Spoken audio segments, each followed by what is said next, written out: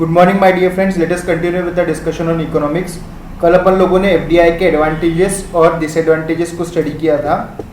आज अपन लोग अभी रिमाइंडर पार्ट देखते हैं टॉपिक का और उसके बाद में कुछ क्वेश्चन आंसर्स। ठीक है, आई होप आप लोग इकोनॉमिक्स के लिए उसको प्रिपेयर करते समय ये माइंड में रख रहे होंगे कि इकोनॉमिक्स अपने को ज़्यादातर जो क्वेश्चन आते हैं वो 2 या 3 मार्क्स की आते हैं, तो अपने को क्लैरिटी होना बहुत जरूरी है। कोई भी बड़े बड़े क्वेश्चंस नहीं आने वाले इकोनॉमिक्स के, लेकिन बात ऐसी है कि आप लोगों को उसको कंसेप्चुअली तैयार करना है। जो भी शॉर्ट आंसर टाइप क्वेश्चंस है उसको बहुत ही अच्छे से स्टडी करने का, ठीक है। एफडीआई इन इंडिया, इंडिया के कंटेक्स्ट में एफडीआई की बात चालू है। The import substitution strategy of the industrialisation followed by the India post independence stressed on an extremely careful and selective approach while formulating the FDI policy।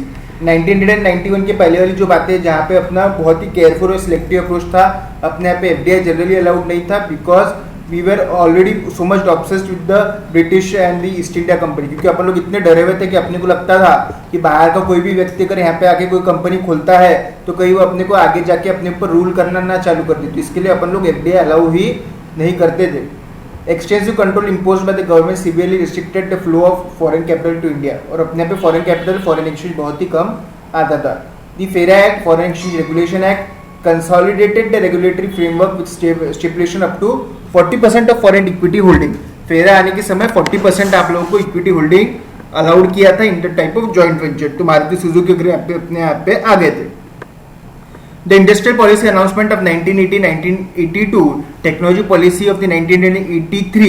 अब ये क्या हो रहा है, जैसे जैसे नई नई पॉलिसीज आ रही, जैसे जैसे समय बीतता जा रहा, we are coming close to the 20th century, तो लीनियंट अप्रोच होते चले गया फॉरेन एक्सचेंज का। सही बात बताऊं क्या, ये सब खोलने के पीछे का कारण ये भी था कि देश के में फॉरेन एक्सचेंज भी खत्म होने में आ गया था। आप बोलेंगे सर अपने को क्या जरूरत है डॉलर की, भारत में तो डॉलर चलता नहीं। लेकिन बात ऐसी, तेल खरीदने के लिए तो डॉलर ही रिक्वायर्ड है ना, तो अपने को भी डॉलर का रिक्वायरमेंट था। तो एक तरीके से गिव एंड टेक रिलेशनशिप ही यहाँ पे चालू हो गया था। समझ में आ रहा? तो ट्रेड लिबरलाइजेशन 1991 वो सब चीजें चालू हुई। The most important shift in the investment policy occurred when the India embarked upon the economic liberalization and reforms program in 1991। सबसे इंपॉर्टेंट सिनेरियो कब चालू हुआ? सबसे इंपॉर्टेंट सिनेरियो तब चालू हुआ जब आप लोगों ने यहाँ पे चालू किया ट्रेड लिबरलाइजेशन। ट्रेड लिबरलाइजेशन मतलब क्या है कि जहां पे आप लोग लिबरलाइज्ड अप्रोच अपनाते towards the industries, towards the business. India के तो है ही है, लाइसेंसिंग राज खत्म करना है, साथ ही साथ फॉरेन कंपनीज को भी यहाँ पे आप लोगों को आने देना है। फॉरेन कंपनीज को भी आप लोगों को आने देना है। ये सब बातें दी हुई यहाँ पे, you can go through it. Examination point of view से बिल्कुल भी इंपॉर्टेंट नहीं है। आगे, करंटली एन इंडियन कंपनी में receive foreign direct investment, important है। Currently, an Indian company can receive the foreign direct investment either through the automatic route without any prior approval, and the other one is the government route। दो तरीके से FDI अपन लोगों को लाने का है। अपन लोगों को लाने का है। एक तो ऑटोमेटिक रूट, मतलब जहां पे परमिशन रिक्वायर्ड नहीं है, और दूसरा है गवर्नमेंट रूट। गवर्नमेंट के परमिशन के बाद में ही फॉरेन कंपनी को यहाँ पे काम करने दिया जाएगा। कुछ चीजें हैं, कुछ कंपनीज ऐसी है जिनको फॉरेन से यहाँ पे आने के बाद में एज सच कोई गवर्नमेंट से अप्रूवल लेने की जरूरत नहीं है। एग्जाम्पल, यहाँ पे अगर किसी को एरोप्लेन बनाने का है, यहाँ पे अगर किसी को एयरपोर्ट बनाने का है, समझ आ रहे, जैसी ऐसी चीजें जिसकी अपने को रिक्वायरमेंट है, एयरपोर्ट, एरोप्लेन्स, बोइंग विमान, ये सब का अपने को रिक्वायरमेंट है, तो फॉरेन कंपनी यहाँ पे आके बना सकती, कोई सरकार की परमिशन लेने की जरूरत नहीं है। हाँ, लेकिन किसको यहाँ पे अगर बैंक खोलना है, इंश्योरेंस कंपनी खोलने का है, तो परमिशन रिक्वायर्ड रहेगा। तो दो तरीके से एफडीआई आता बेटा, ऑटोमेटिक रूट और government route. Indian company can receive FDI compliant instruments. FDI compliant instrument, जैसे एफडीआई कैसे मिलता है? एफडीआई लेना मतलब पैसा लेना। अब पैसा तो लेना है, पैसा तो लेने का है, लेकिन कैसा लेने का? वो लोग अपने शेयर्स को सब्सक्राइब करेंगे, और वो लोग बाद में शेयर्स को सब्सक्राइब करेंगे और अपन लोगों को पैसा भी मिलेगा। समझ में आ रहा क्या? अपन लोगों को पैसा भी मिलेगा और वो लोग अपने शेयर्स भी सब्सक्राइब करेंगे। मतलब एक तरीके से अपन उनको शेयर इशू करने वाले हैं। Equity share, fully and mandatorily convertible preference shares, debentures, partly paid equity shares and warrants, ये सब आप इंस्ट्रूमेंट्स उनको दे सकते सब्सक्राइब करने के लिए। Of course they should be compliant with the requirements of SEBI. They should compliant with the compliant with the SEBI regulation. New registration करते समय यहाँ पे वो they should be compliant with the SEBI requirements and the requirements of the companies act. ठीक है। All the foreign investment are repatriable. Repatriable मतलब क्या? You know the term repatriation. Repatriation मतलब चीजें वापस करना। देखो जब एफडीआई यहाँ पे आने वाला है तो they need to be repatriable. यहाँ पे हमेशा के लिए नहीं रहने देने वाले आपको। समझ में रहना कि यहाँ पे हमेशा के लिए नहीं रहने का है। यहाँ पे आएंगे तो कभी ना कभी आपको जाना है रिपैट्रिएबल बेसिस के ऊपर, कभी भी जा सकते। Except in cases where the investment is made or held on non-repatriation basis. Non-repatriation का अगर रहा तो गवर्नमेंट से परमिशन लेना पड़ेगा, लेकिन वैसे तो 99.999% केसेस में सारे फॉरेन इन्वेस्टमेंट यहाँ से वापस लेके जाना पड़ेंगे। कोई हमेशा यहाँ पे जीने के लिए नहीं आया हुआ है, हमेशा भारत में राज थोड़ी करने का है, रहना थोड़ी है। यहाँ पे आएंगे तो कभी ना कभी you need to go back to your own country. For the dividends, profit on foreign investment being current income can be remitted outside India through an authorized dealer bank only। यहाँ से पैसा लेके जाते समय बैग भर भर के पैसा लेके जाना नहीं है। यहाँ से पैसा लेते जाते समय बैग भर भर के बैगों में पैसा भर के लेके जाना नहीं है। वो बैंक के थ्रू ट्रांसफर ही होना चाहिए, ऑथराइज्ड बैंक डीलर के थ्रू ही होना चाहिए। Only an NRI is allowed to set up partnership proprietorship concern in India on non-repatriation basis। मैंने क्या बोला था आपको, यहाँ पे अगर कोई एफडीआई आ रहा तो उसको रिपैट्रिएशन बेसिस के ऊपर ही लेने का है, नॉन रिपैट्रिएशन के ऊपर अलाउड नहीं है। फिर आप बोलेंगे कहीं बोल रहे थे नॉन रिपैट्रिएशन के ऊपर भी अलाउड है। हाँ, वो नॉन रिपैट्रिएशन के ऊपर किसका अलाउड है? जिनकी जड़ें इंडिया से जुड़ी हुई है, और जो इंडिया के ही लोग हैं, जैसे कि एनआरआईज। अब एनआरआईज मतलब क्या है? इनके माँ बाप या फिर इनके फोर फादर्स या फिर इनके ग्रैंड फादर्स अनडिवाइडेड इंडिया में पैदा हुए हुए, ये लोग एनआरआईज थे। या फिर जो बच्चा इंडिया में पैदा हुआ है लेकिन अब विदेश रह रहा नौकरियों के लिए, विदेश रह रहा बिजनेस के लिए। तो बात ऐसी है, ये एनआरआई लोगों को नॉन रिपैट्रिएशन बेसिस के ऊपर रहने दिया जा सकता है। ये इन लोगों को बेचारों को नॉन रिपैट्रिएशन बेसिस पे क्यों रहने देंगे अपन? अरे क्योंकि इनकी जड़ें, इनका खून क्या है? भारतीय है। समझ में आ रहा है ना? तो ये लोगों को अपन लोग अलाउ कर सकते हैं यहाँ इसके ऊपर रहने के लिए।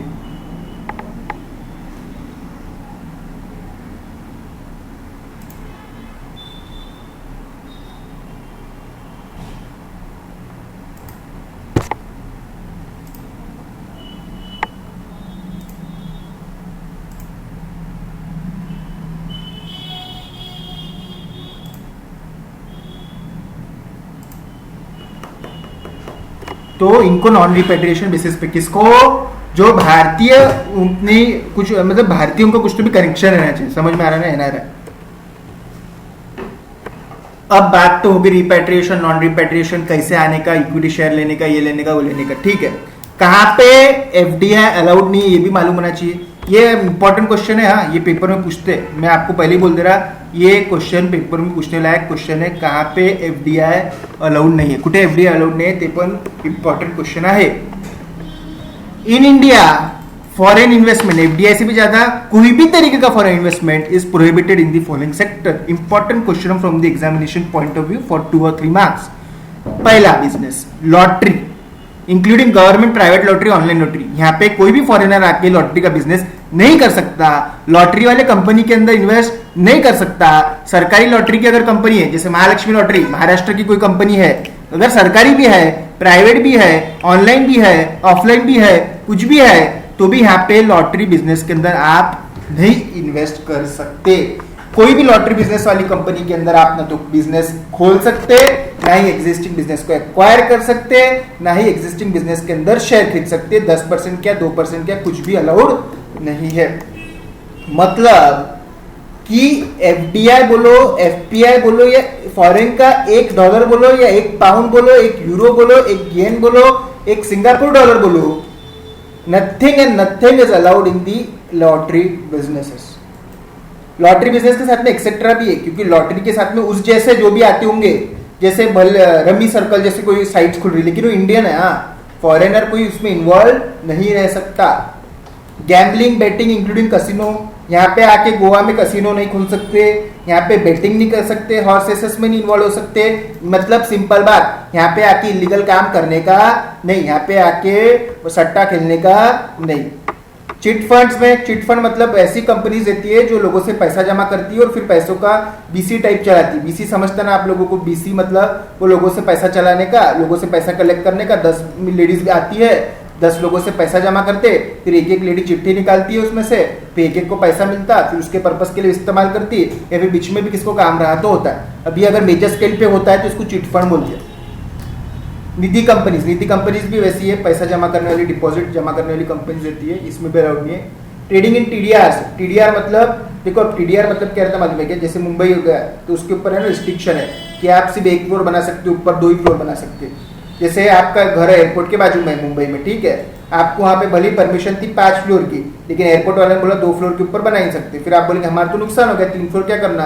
तो बोले हम 3 फ्लोर का आपको टीडीआर दे देंगे। वो टीडीआर आप बेच सकते, ट्रांसफर कर सकते फॉर अ कंसिडरेशन, वो भी कैपिटल गेन के अंदर ही आता है।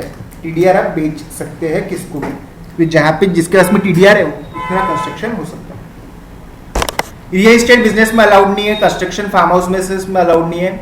Manufacturing of cigar, चिरूट, सिगारियल्स, cigarettes, tobaccos और अदर टोबैको सब्स्टिट्यूट, ये सब जगह अलाउड नहीं है। ये सब जगह अलाउड नहीं है। सिगारेट बनाना अलाउड नहीं है, चिरूट बनाना अलाउड नहीं है। चिरूट है क्या मन क्या है तो सिगारो, सिगारेट, सिगार, ये सब चीजों के टोबैको से रिलेटेड चीजें बनाना नहीं है। तंबाकू, गुटखा, पुड़ी, छैनी, मतलब ये समझ लो आप लोग, ये सब गलत चीज है। लॉटरी गलत है, चिट फंड गलत है, बेटिंग गलत है, गैम्बलिंग गलत है। ये सब गलत चीजों के अंदर एफडीआई अलाउड नहीं है। और ऐसी चीजें जहां पे इंडिया के प्राइवेट सेक्टर भी अलाउड नहीं है, वहां पे एफडीआई कैसे अलाउड कर सकते? जैसे इंडिया में प्राइवेट सेक्टर के लिए सब चीजें अलाउड है एक्सेप्ट एटॉमिक और रेलवे में भी कुछ हद तक के हो रहा है, लेकिन ये प्राइवेट सेक्टर के लिए अलाउड नहीं है। आपके घर के बाहर अपनी रेलवे लाइन लेके घूम रहे क्या? नहीं। उसी तरीके से अगर प्राइवेट के इंडियन लोगों को प्राइवेट सेक्टर को ही अलाउड नहीं है तो एफडीआई में तो अलाउड नहीं रहेगा। Foreign technology collaboration in any form, including licensing of franchisee, trademark, brand name, management, contract is also prohibited for lottery business, gambling and betting. यहाँ पे फ्रेंचाइजी बांटना, भले आप नहीं बिजनेस करो, बोले हम हमारा नाम बांटते, अरे बाबा नाम भी नहीं देना है, फ्रेंचाइजी भी देना नहीं है, ट्रेडमार्क, ब्रांड नेम, मैनेजमेंट कुछ भी करना नहीं है। लॉटरी, गैम्बलिंग, बेटिंग, अच्छू हाथ भी लगाना अलाउड नहीं है। With the objective of making India most open economy in the world for FDI and for providing major impetus to employment and job creation, impetus मतलब बढ़ावा, the FDI regime was radically liberalized on 20th June 2016. Changes introduced in the FDI policy include increase in the sectoral cap, मतलब ज्यादा percentage में investment allowed है। This include easing of FDI in defense sector, e-commerce in respect of food product manufacturing or produced in India, pharmaceuticals, greenfield, brownfield. Brownfield मतलब किसी तो भी company को acquire करना, ग्रीनफील्ड मतलब खुद का पूरा नए से शुरुआत करना। जैसे एयरपोर्ट हो गया, ट्रांसपोर्ट हो गया, फूड ग्रेन हो गया, प्राइवेट सिक्योरिटी एजेंसी हो गया, एनिमल हस्बेंड्री, इसके अंदर आप लोग यहाँ पे कुछ भी ज्यादा भी कर सकते हैं। अब एफडीआई तो इंडिया की बात हो गई, इंडियन कंपनीज भी बहुत एफडीआई कर रही है। उसके अंदर मेजर कंपनीज जो इन्वॉल्व है वो है यहाँ पे दिया हुआ TCS, Infosys, Wipro, Satyam acquired global contracts and established overseas offices in developed countries, ये सब दिए हुआ है। तो ये सब बातें क्या दी हुई? ये जो लास्ट वाला जो पैरा है वो Indian investor can make overseas direct investment in any bonafide activity except certain real estate activity. India से अगर बाहर जाने के तो आप कहीं भी कर सकते हैं, बोनाफाइड होना चाहिए, इलीगल एक्टिविटी में नहीं, सिर्फ सर्टेन रियल एस्टेट एक्टिविटी को छोड़ के आप कहीं भी इन्वेस्टमेंट कर सकते हैं। अपन ने लेने के भी रिलैक्स करे हुए और देने के भी नॉर्म्स रिलैक्स करे हुए, लेने का एफडीआई, देने का FDI. Annual overseas investment ceiling to establish the JV and wholly owned subsidiaries has been raised to $1,25,000 from $75,000। इतना इन्वेस्ट कर सकते हैं आप बाहर देश में, $1,25,000। Policies in respect of foreign investment undergo far-reaching changes from time to time. Learners are expected to keep pace with the modification in the government policies. बोले learners को मालूम होना चाहिए गवर्नमेंट की कौन सी नई पॉलिसीज होगी। अब यहाँ पे उनको क्या मालूम कि अपने से वो सिलेबस तो कंप्लीट नहीं हो रहा, अपन नया क्या पढ़ने वाला है, ठीक है। तो इस तरीके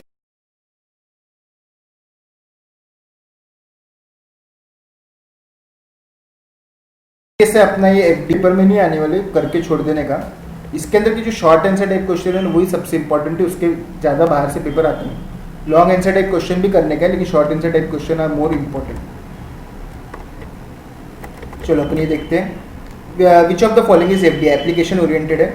क्लार्क जो German investor buy 5000 shares of Ford US automobile company.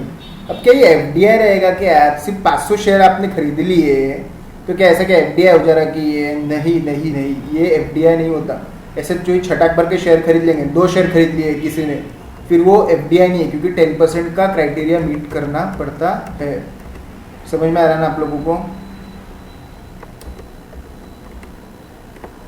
NLD, the US company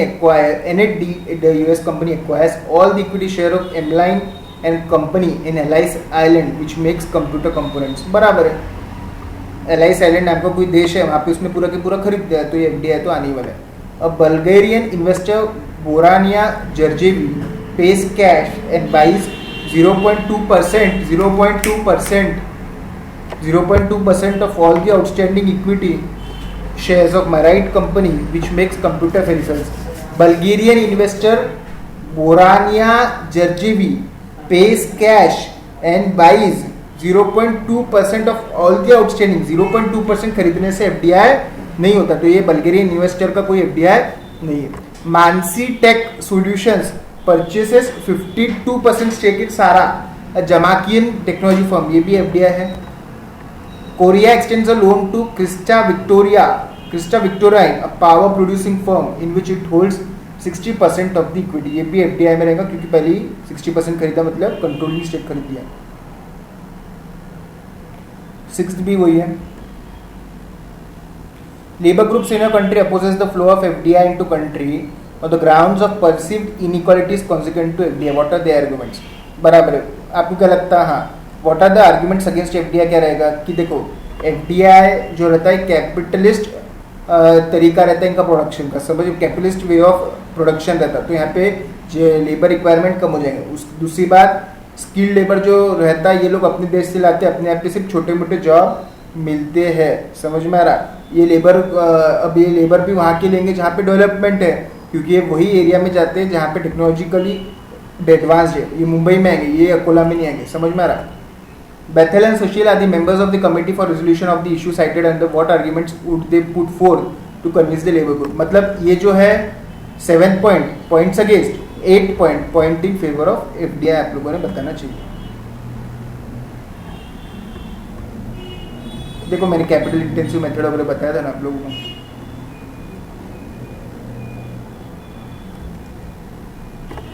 ठीक है, इस तरीके से आप लोग देखो, कुछ भी नहीं समझा तो please let me know. Have a great day, thank you.